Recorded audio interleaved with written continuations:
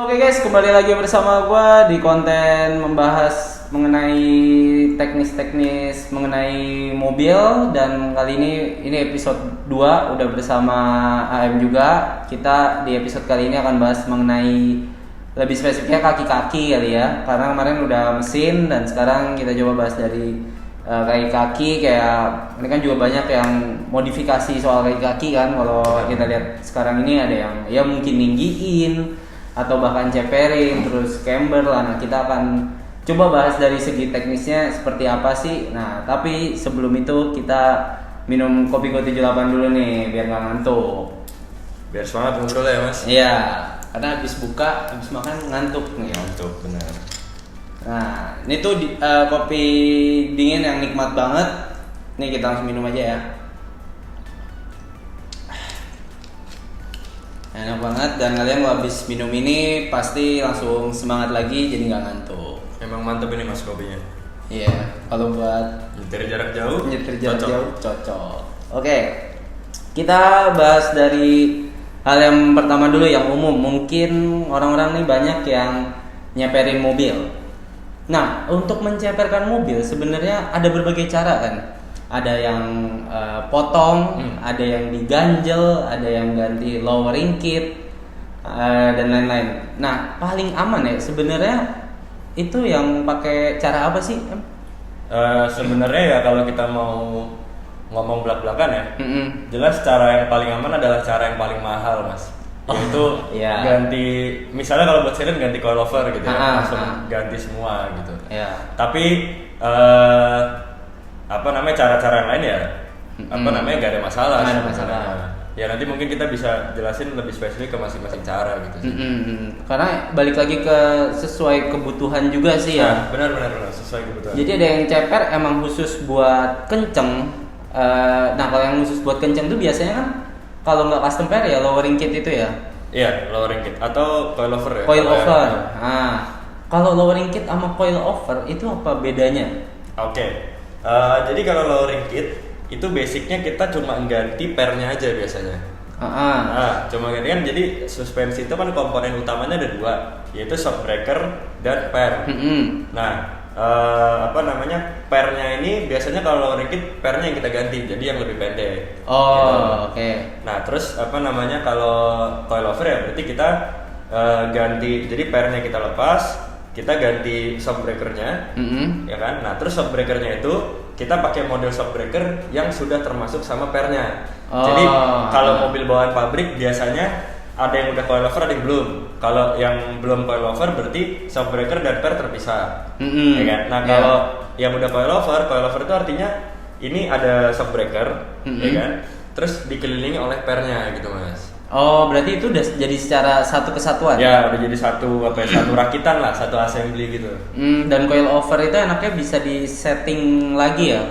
Nah, tergantung mas. Oh, tergantung. Tapi umumnya coilover itu bisa disetting tinggi rendahnya, preloadnya, sama ada beberapa yang bisa disetting peredamannya juga. Oh, oke. Kalau lowering kit itu berarti ya karakternya tetap sama dong berarti, karena suspensi shocknya kan tetap pakai bawaannya tuh, misalkan tetap pakai standar. Nah, karakter peredaman iya. Tapi karakter pengendalian mobil itu tuh dipengaruhi oleh banyak hal mas. Jadi ada peredaman itu ada 2. Kita kenal ada namanya rebound sama compression. Ya kan? Nah, rebound itu adalah peredaman saat setelah mobil itu turun. Ya kan? Nah, dia naik lagi. Nah, pas dia naik lagi itu diredam. Jadi supaya naiknya nggak terlalu cepat. Nah, itu rebound. Nah, kalau compression itu adalah peredaman pada saat dia turun. Jadi supaya dia turunnya mendemnya itu nggak terlalu cepat gitu. Jadi karakter peredamannya akan sama kalau kita pakai shock breaker sama. Tapi karakter dari handlingnya sendiri karena juga dipengaruhi oleh preload. Preload itu ya gampangannya kekerasan pernya lah. Nah, itu juga kalau misalnya kita ganti lowering kit, biasanya lowering kit itu lebih keras. Gitu. Jadi dengan dia lebih keras itu walaupun lebih pendek jadinya nggak saat ada mungkin jalan jelek dia nggak gasruk gitu. Ya gitu, tujuannya sebenarnya itu. Makanya dikasih. Nah, fungsinya kemarinnya juga sempat ke bengkel. Nah, stopper tuh buat apa kalau stoppernya sendiri? Jadi stopper itu gini, basicnya shockbreaker itu tuh travelnya atau dia kemampuan dia naik turun itu kan ada batasnya. Iya. Misalnya shockbreaker kita kemampuan naik turunnya 20 cm misalnya 20 cm, berarti dia bisa naik turun 20 cm kan. Iya. Nah artinya kondisi mobil dapat beban paling tinggi, misalnya kita ngehajar lubang atau apa, dia bakal terkompresi maksimal di 20 cm. Oh, gitu kan. Okay. Nah fungsinya stopper itu adalah membatasi supaya yang nahan roda yang nahan suspensi supaya dia nggak bener-bener mentok itu adalah stoppernya, bukan shockbreakernya. Oh. Karena misalnya kemampuan shockbreaker kita itu geraknya 20 cm. Nah stopper itu bikin supaya gerak komponen kaki-kaki keseluruhan itu cuma 15 cm. Jadi supaya shockbreaker kita itu nggak mentok, nggak nabrak gitulah ibaratnya. Jadi mungkin misalnya sebagai pelindung untuk gak biar jeduk gitu ya. Jadi sebetulnya kan shockbreaker itu kan dia tabung. Di dalamnya tuh ada kayak semacam piston gitu kan. Nah dia pistonnya bergerak di sepanjang tabung ini. Nah kalau misalnya kita nggak kasih stopper, nanti yang terjadi adalah pada saat kita kena beban yang tinggi, misalnya nabrak lubang atau apa, dia akan naik nih. Pistonnya akan entah naik entah turun tergantung konfigurasi shockbreaker tapi dia akan nabrak sampai ujung si tabungnya ini. Nah itu bakal merusak komponen si pistonnya ini. Dan itu berakibat ke shock bocor. Ya, bisa ke shock bocor, bisa ke batang shocknya bengkok, macam-macam penyakitnya. Nah kalau misalnya udah kayak gitu ya, mungkin ada beberapa orang pun yang nggak paham cara menentukan shocknya udah bocor apa belum. Mungkin ada patokannya nggak sih, atau kayak feeling nih kalau udah shocknya kayaknya bocor nih, itu tuh kira-kira bisa dirasainnya dari mananya sih? Oke, jadi ada beberapa ini ya. Jadi shock rusak gampangannya kan. Itu kemungkinannya ada dua. Dia lebih keras dari standarnya atau dia terlalu empuk dari standarnya. Jadi misalnya gini, misalnya kita naik mobil terus ketemu jalan bergelombang. Nah kalau kondisi shocknya lagi masih bagus gitu kan, kita tuh mobilnya akan turun bentar, naik sedikit, terus rata lagi. Nah kalau dia turun terus dia nggak mau naik lagi, atau misalnya kebalikannya malah dia udah lurus, udah turun naik masih goyang-goyang sampai beberapa jarak ke depannya, nah itu berarti shocknya udah waktunya diganti. Kalau orang-orang kan bilangnya shocknya udah nggak main nih. Udah nggak main gitu. Itu permasalahan misalkan diceperin. Nah kalau misalkan ada juga kan yang mungkin ninggiin menggunakan lift kit. Nah lift kit itu bentuknya dia shock yang emang lebih panjang atau per lift kit? Tergantung lagi. Jadi sebenarnya gini, misalnya kayak Jeep, mobil Jeep ya, JK dan lain-lain. Nah itu kalau lift kitnya masih 2 inci, 2 inci itu sekitar 5 sentian ya. Itu biasanya sih standarnya masih bisa dipakai. Ya kan, karena kan tadi kita udah cerita di awal travel shock, kemampuan bergeraknya si shockbreaker, naik turunnya shockbreaker itu sebetulnya lebih tinggi daripada yang dibutuhkan. Nah karena kemampuannya lebih banyak daripada yang dibutuhkan, maka kita kalau ninggiin pernya, misalnya naik 2 inci gitu ya, itu masih aman. Tapi kalau misalnya naiknya udah lebih dari itu, misalnya kalau Jeep itu ya di kisaran naiknya udah 3 inci ke atas, 4 inci segala macam, nah itu biasanya udah harus ganti shock. Dan perlu ada penyesuaian lainnya lah gitu. Jadi nggak bisa kalian asal ninggiin juga gitu. Sebaliknya pun ceper pun juga begitu, nggak bisa asal ngeceperin. Ya tergantung fungsinya sih. Kalau harian kan biasanya kalau kita ke bengkel mungkin patokannya 2 atau 3 jari, gitu pun juga kalau mendekin ya kayak gitu. Tapi kalau mobil standar nih, misalkan ditinggiin, itu juga berpengaruh ke kestabilannya berarti ya? Ya berpengaruh jelas. Jadi gini, mobil itu kan punya punya pusat beratnya nih. Jadi misalnya mobil itu kita timbang, ya kan? Itu tuh dia akan pakai timbangan khusus mobil ya, karena ada timbangan khusus mobil yang ditaruh di 4 roda. Nah itu dia akan ketahuan titik beratnya itu di sebelah mana dan di ketinggian berapa. Nah pada saat kita belok, ya kan,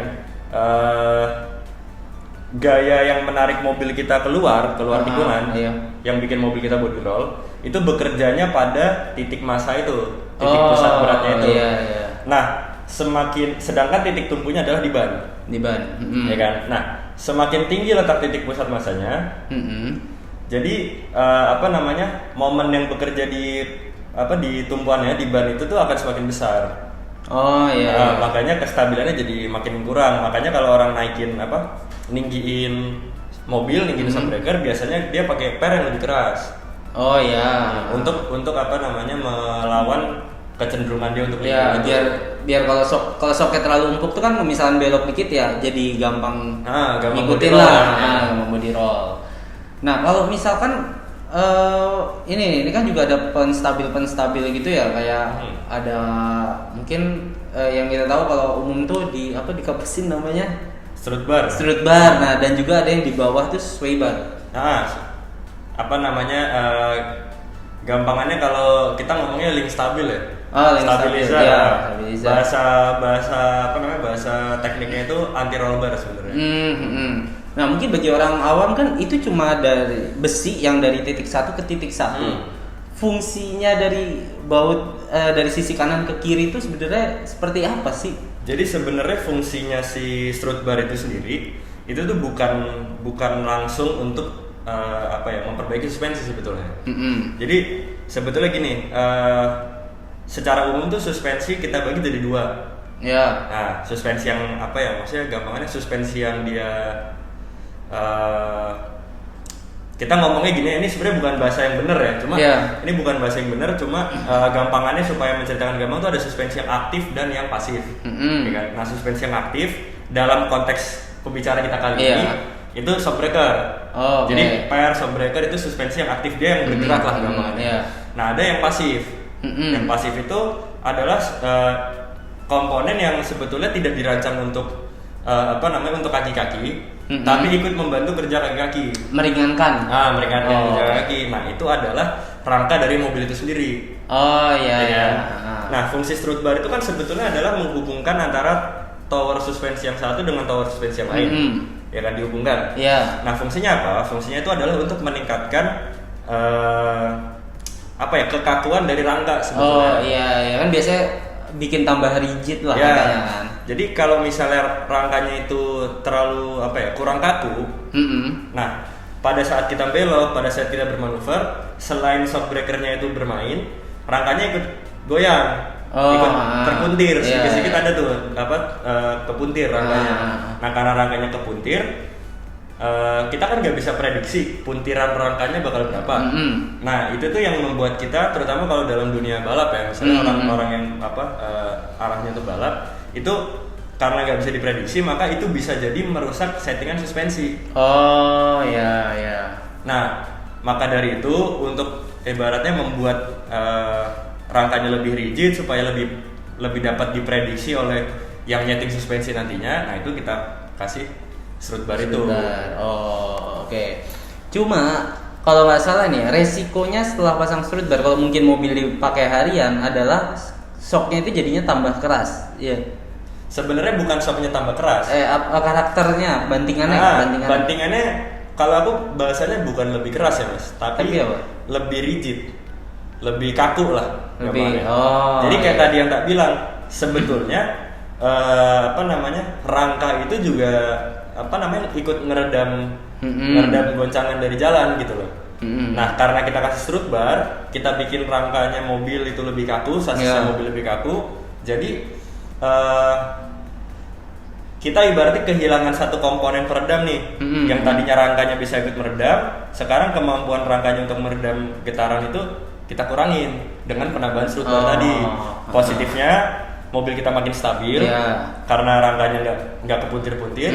Nah negatifnya adalah yaitu tadi, jadi semua kinerja untuk peredaman goncangan segala macam itu hanya ada di shock. Oke. Nah dan penstabil kayak strut bar itu nggak cuma kayak menghubungkan titik shock yang depan antar kanan dan kiri doang kan, tapi ada juga yang kayak dia nambahin besi defender ataupun di bodi bawah tengah. Nah yang tak penasaran nih ya, kan ada juga C-bar yang di dalam biasanya, tahu nggak? Sibar. Oh, yang di sibar. yang di C pilar ya? Iya. Di pilar C disambungin kanan iya. kiri ya? Nah, itu berpengaruh juga nggak sih menambah kerigidan dari body dari sasis mobil? Ya berpengaruh mas. Berpengaruh. Terutama di mobil monokok ya. Oh, nah kan mobil-mobil sedan, mobil-mobil hatchback nih yang kita sering lihat di jalan pada dimodifikasi, itu kan konstruksinya tuh monokok. Artinya bodinya itu secara keseluruhan dia berperan sebagai sasis. Oh iya. Nah, beda sama yang leather frame kan. Frame. Kalau leather frame kan yang benar yang menjadi sasis tuh yang menerima beban ya betul-betul cuma sasisnya aja. Nah, kalau yang monokok beban yang diterima mobil itu ya didistribusikan ke seluruh komponen. Oh, iya. Nah, makanya dengan kita kasih batang di pilar C itu ya harapannya adalah untuk menambah kekakuan rangka. Bikin tambah rigid. Cuma ya balik lagi tetap itu harus dihitung juga. Berarti nggak asal ya udah bikin dari besi terus tinggal konekin ke kanan sama kiri gitu ya? Ya sebenarnya kalau misalnya orang-orang bengkel kan mungkin mereka udah punya kira-kiranya lah. Nah, cuma kan kadang-kadang kita lihat nih suka lihat di jalan ada yang pilar C-nya itu nggak lurus tapi dibentuk lengkung-lengkung misalnya. Nah itu kalau menurut saya itu murni variasi sebetulnya. Oh iya. Karena dengan semakin banyaknya lengkung-lengkung itu ya dia jadi semakin banyak mainnya. Akhirnya tujuan awalnya yang untuk menstabilkan itu ya itu malah tidak tercapai. Oh oke. Jadi sebenarnya kalau itu nggak salah untuk kalau variasi. Nggak salah. Tapi kalau kalian memang ngincar untuk menambah kestabilan ya berarti lebih efektif pakai yang lurus gitu. Yang lurus gitu. Kadang-kadang kalau di otomotif tuh lebih simpel lebih baik. Ya, karena ya hitung-hitung sekalian weight reduction juga. Ya, benar, weight reduction.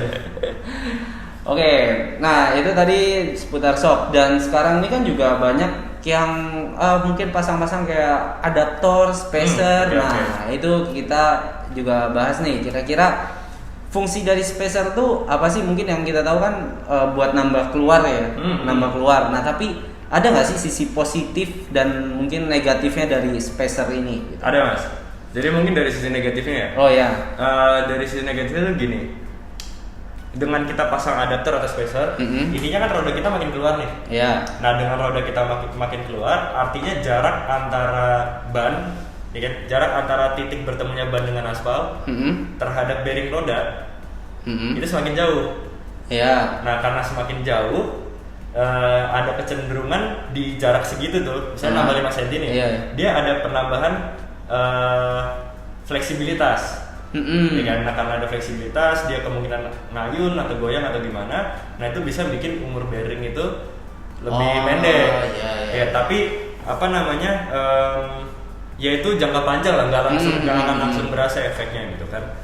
Selama kita maintenance mobilnya aman, baik-baik aja, nggak ada masalah. Toh juga banyak mobil-mobil high performance yang balapan di Formula Drift, yang slalom segala macam itu pada pakai spacer juga banyak. Oh, kan sebenarnya kalau nggak salah juga ya beberapa orang bilang tuh spacer tuh sebenarnya ya kalau di kecepatan tinggi malah bikin nggak stabil atau mungkin untuk ngangkat mobil yang ngangkat beban berat itu juga nggak aman. Nah itu gimana? Nah jadi gini mas. Yang kedua dulu ya tadi yang masalah kalau buat ngangkat beban itu jadi nggak aman. Sebetulnya bukan nggak aman tapi meningkatkan resiko. Jadi gini, mobil kita itu kan dirancang, misalnya mobil itu dirancang wheelbase-nya udah sekian, gitu kan? Udah dirancang titik pertemuan antara hub roda, pelek sama bautnya itu udah dirancang segitu. Dengan kita pasang spacer kan kita nambahin. Nah prinsipnya itu semakin panjang sebuah batang ya, kita anggap itu sebagai batang ya. Semakin panjang sebuah batang dengan beban yang sama, itu dia akan menerima momen yang lebih besar. Ya kan? Nah, kan momen itu adalah gaya kali jarak. Nah, artinya kalau kita lebarin, kita pajangin, wheelbase makin lebar dengan beban yang sama, titik tumpunya si hub rodanya itu, si bearing dan lain sebagainya, itu nerima momen dari ban yang lebih besar. Dengan momen yang lebih besar artinya ada fleksibilitas yang lebih. Jadi ya mungkin ini nggak kelihatan mata ya, ini sangat ukurannya mikro lah. Tapi akan tetap ada dia membengkoknya sedikit gitu.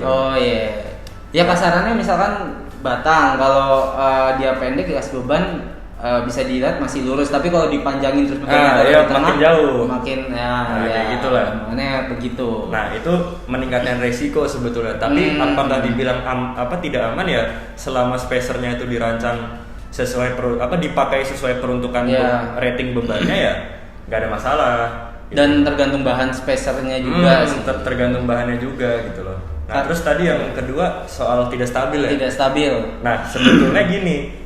Yang bikin di kecepatan tinggi itu nggak stabil bukan melebarkannya sebetulnya, tapi kadang-kadang saat kita bikin spacer atau bikin adapter itu tuh si spacer atau adapternya ini nggak balance.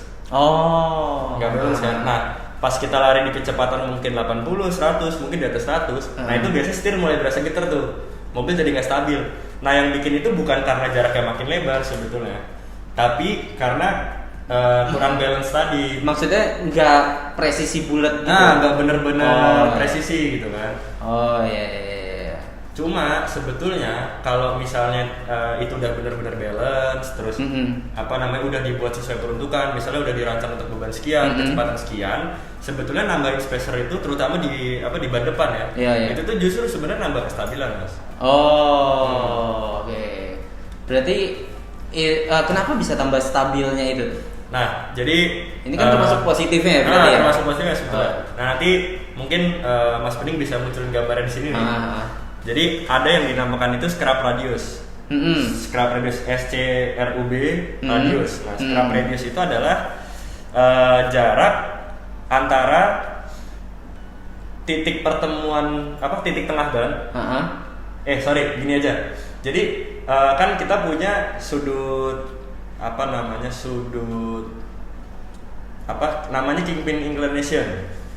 Nah ini agak teknis nih bahasanya. Kalau bahasa awamnya mungkin. Jadi gini, kalau di mobil yang umum di jalan, yang konfigurasi shock breakernya itu McPherson ya, umumnya mobil jalan tuh pakai konfigurasi McPherson lah. Itu sudut kingpin itu gampangannya adalah sudut shock breakernya. Kalau kita lihat dari depan. Jadi kalau misalnya mobil kita lihat dari depan, sudut shock breakernya segini, nah ini sudut kingpinnya. Biasanya kalau mobil-mobil drift agak kelihatan. Agak kelihatan kan. Nah, gini. Kalau mobilnya itu yang konfigurasi double wishbone, yang pakai model double wishbone gitu, kingpin inclination itu adalah sudut antara titik pertemuan knuckle dengan wishbone atas sama knuckle dengan wishbone bawah. Biasanya kan begini juga nih. Titik satu di sini, titik di sini dia miring juga kan. Nah, jadi scrap radius itu adalah kalau misalnya kita tarik garis antara sudut kingpin tadi dengan titik tengah roda, ya kan? Nah, kalau dia ketemunya itu secara garis imajiner ya, dia ketemunya itu di bawah aspal. Berarti itu scrap radiusnya positif. Jadi nanti ada gambarnya lah biar gampang ada bayangannya. Nanti dikasih gambar di sini. Nah, kalau dia ketemunya antara dua garis ini, titik pertemuannya itu pas di aspal, pas di titik bertemunya ban dengan aspal, itu kita sebut scrap radiusnya 0. Nah, kalau dua garis ini bertemunya di atas, ya kan, di atas aspal, artinya mereka udah ketemu sebelum titik pertemuan ban dengan aspal, itu kita sebutnya scrap radius negatif. Nah, itu beda sama camber ya? Beda lagi sama camber. Nah, scrap radius ini sebenarnya berasalnya buat steering sih, Mas. Nah, jadi gini penjelasannya.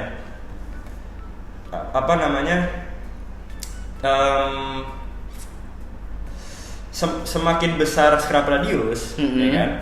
Artinya semakin positifnya scrap radius, itu tuh feedback steering kita makin bagus. Jadi apa yang ada di jalan tuh makin bisa kita rasain. Makanya handlingnya jadi makin bagus. Cuma negatifnya adalah steering kita makin berat. Makanya kenapa kalau orang masang spacer tuh kadang-kadang bilang kok steering gua makin berat ya. Nah kayak gitu. Scrap radius negatif itu steering enteng. Tapi feedback ke kita sebagai driver itu kurang baik. Jadi kita nggak bisa ngerasain apa yang ada di jalan. Jadi setirnya itu terlalu enteng lah, kayak ngambang gitu loh. Kayak kosong aja setirnya gitu.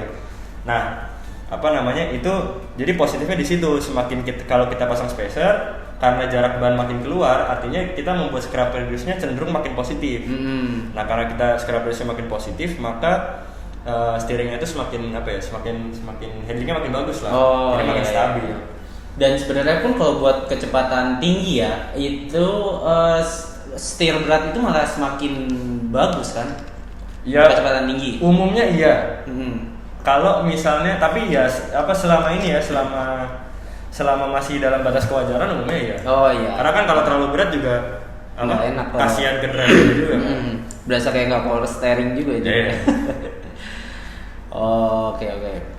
Nah, kalau untuk jarak amannya nih ya, misalkan kita mau pakai spacer, itu kan ada batasnya juga tuh maksimalnya spacer berapa lebarnya. Nah, kira-kira paling aman berapa mili sih? Sebenarnya tergantung sih Mas. Jadi gini, intinya adalah kalau kita pasang spacer, nanti si mur rodanya itu harus dapat cengkeraman yang bagus ke bautnya, udah gitu aja. Gampangannya. Jadi kalau emang kita spacer agak tebel ya, kita ganti baut roda yang lebih panjang, supaya nanti baut kita dapat cengkeraman yang baik lah. Sama bautnya ini cengkeramnya bagus gitu loh. Intinya sebenarnya itu aja ya jangan terlalu lebar juga. Lebih aman kalau emang kita pengen ngelebarin ya ganti pelek yang emang offsetnya lebih minus, atau yang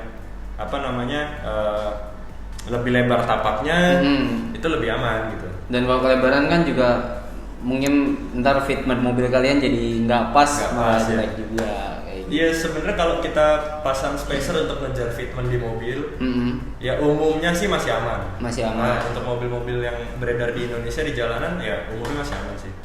Karena ya masih inilah profesional lah, nggak terlalu berlebihan. Separah-parahnya tuh Terrano Mas. Terrano. Ban belakang itu dia nyelup banget ke dalam bodi 4 cm. Kanan sama kiri sama? Sama, masuknya sekitar 4,5 cm lah. Jadi jarak antara fender sama ban itu 4,5 cm. Ya itu kalau kita pasang 4,5 cm ya kalau nggak mau ganti pelek ya pasang adapter. Ya itu selama adapternya dibikin tebel, kuat, ya harusnya aman-aman aja sih. Oke. Jadi kalau kalian mau pasang spacer ya tentuin bahan, bengkelnya harus yang terpercaya. Mungkin kalau kita taunya ya Creative Tech lah ya yang udah emang langganan, dan juga ya itu masih batas wajar lah pokoknya perhitungannya kayak gitu. Dan harganya Mas bersaing. Harganya bersaing. Oke, ini sebenarnya lagi masih panjang, cuma kayaknya karena durasi yang udah terlalu lama juga, ini udah hampir 30 menit. Udah hampir 30 menit, jadi mungkin kita simpen buat episode berikutnya, atau mungkin di episode berikutnya mau bahas apa, kalian juga bisa komen aja kayak gitu. Dan thank you banget Thank you Mas. Udah sharing, semoga bermanfaat bagi kalian. Dan nanti di pertengahan obrolan juga seperti yang tadi bakal ada gambar-gambarnya, jadi kalian ada bayangannya lah kayak gitu. Dan mungkin kalau dari penjelasan saya tadi kurang jelas karena ya kita nggak bawa alat untuk gambar sih ya. Nah itu cari aja di YouTube, banyak video yang menjelaskan itu hubungan ya geometri kaki-kaki dengan handling lah. Kayak gitu. Nanti kalau ada yang mau ditanyain boleh langsung DM aja. Langsung DM aja, ntar IG-nya kecantumin kok. Kayak gitu. Thank you juga buat Blackbone yang udah nyediain tempat buat kita bikin video. Dan sampai ketemu di video baru berikutnya. Jangan lupa untuk like, share, dan subscribe.